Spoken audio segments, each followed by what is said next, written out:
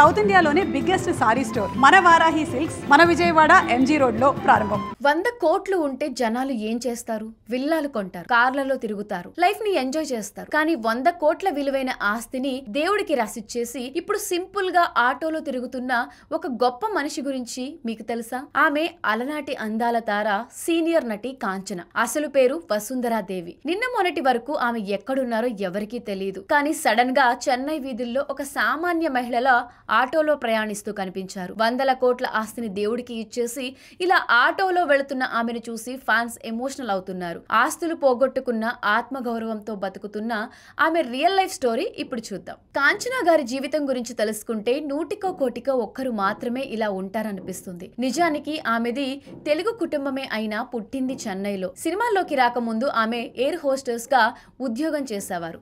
ఆ తరువాత సినిమాల్లోకి వచ్చి స్టార్ హీరోయిన్ గా వెలుగొందారు. తెలుగు, తమిళం, కన్నడ, మలయాళం, హిందీ భాషల్లో దాదాపు 200కు పైగా సినిమాలో నటించారు. ఎన్టీఆర్, ఏఎన్ఆర్, కృష్ణ లాంటి అగ్ర హీరోలతో జోడీ కట్టారు. ప్రేమ్ నగర్, శ్రీకృష్ణావతారం, ఆనంద భైరవి లాంటి ఎన్నో హిట్స్ ఇచ్చారు. కానీ తెర వెనక ఆమె జీవితం మాత్రం విషాదమే. జీవితంలో ఎన్నో ఎత్తుపల్లాలు చూసిన కాంచన గారు చివరికి ఒంటరిగా మిగిలిపోయారు. సొంత తల్లిదండ్రులే ఆమెకు శత్రువులయ్యారు. కాంచన గారు కష్టపడి సంపాదించిన ఆస్తులను పిన్ని కొడుకు మాట విని తల్లిదండ్రులే ఆమెకు తెలియకుండా మోసం చేశారు. ఆస్తి కోసం ఆమెను కోట్ల మెట్లు ఎక్కించారు. 1996 డిసెంబర్ లో ఆమె ఇంట్లో నుంచి బయటకు వచ్చేశారు. అయిన వాళ్లే నమ్మించి మోసం చేయడంతో 1983-84 లోనే ఆమె ఇండస్ట్రీని వదిలేశారు. పెళ్లి కూడా చేసుకోకుండా బ్రహ్మచారిణిగానే ఉండిపోయారు. కోర్టు పోరాటం తర్వాత న్యాయం గెలిచింది. ఆస్తులు ఆమెకు దక్కాయి. కానీ నాకు దక్కినది నా కుటుంబానికి కూడా దక్కకూడదు, అది ఆ దేవుడికే చెందాలి అని ఆమె భావించి గెలుచుకున్న ఆస్తి మొత్తాన్ని ఆమె తిరుమల శ్రీవారికి రాసిచ్చేశారు. చెన్నైలోని టీ నగర్ లో ఉన్న ఆ స్థలం విలువ 2010లోనే 15 కోట్లు.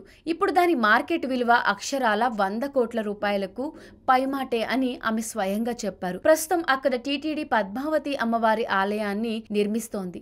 డబ్బు కంటే మనశ్శాంతి, భక్తి ముఖ్యమని ఆమె నిరూపించారు. సినిమాలకు దూరంగా ఉన్న ఆమెను మళ్లీ తెర మీదకు తెచ్చింది మన విజయ్ దేవరకొండ, సందీప్ వంగారెడ్డి. సుమారు 40 ఏళ్ల తర్వాత అర్జున్ రెడ్డి సినిమాలో బామ్మ పాత్ర కోసం వాళ్ళు కాంచన గారిని సంప్రదించారు. కథ నచ్చడంతో ఆమె కూడా ఒప్పుకున్నారు. ఆ సినిమాలో ఆమె నటన చూసి నేటి తరం యువత కూడా ఫిదా అయింది. 100 కోట్ల దానం చేసి రోడ్డున పడ్డారని చాలా మంది అనుకుంటున్నారు. కానీ అది నిజం కాదు. ప్రస్తుతం ఆమె బెంగళూరు శివారులో ప్రశాంతంగా దైవ ధ్యానంలో గడుపుతున్నారు. తన చెల్లెలు, మరిది వాళ్ళు ఆమెను కంటికి రెప్పలా చూసుకుంటున్నారు. నేను దయనీయమైన స్థితిలో లేను, దేవుడి దయ వల్ల చాలా బాగున్నాను, నా మదిలో ఎప్పుడూ వెంకటేశ్వరుని ధ్యానిస్తూనే ఉంటాను అని ఆమె చెప్పుకొచ్చారు. రీసెంట్ గా ఏవిఎం స్టూడియో అధినేత శరవణన్ మరణించినప్పుడు నివాళి అర్పించడానికి చెన్నై వచ్చి ఇలా సింపుల్ గా ఆటోలో వెళ్లారు. కోట్లు సంపాదించడం గొప్ప కాదు, దాన్ని ఇలా మంచి పనికి వాడడం గొప్ప. అందుకే కాంచన గారు వెండి తెర మీదే కాదు, నిజ జీవితంలోని మహారాణి అనిపించుకున్నారు. ఆమె స్టోరీ మీకెలా అనిపిస్తుంది? ఇన్స్పిరేషన్ అనిపిస్తే ఈ వీడియోని లైక్ చేసి నలుగురికి షేర్ చేయండి. కాంచన గారికి హ్యాట్సాప్ చెప్తూ కింద కామెంట్స్ చేయండి. మరిన్ని ఎమోషనల్ అప్డేట్స్ కోసం ఇట్స్ యూ టీవీ ఛానల్ ని సబ్స్క్రైబ్ చేసుకోండి.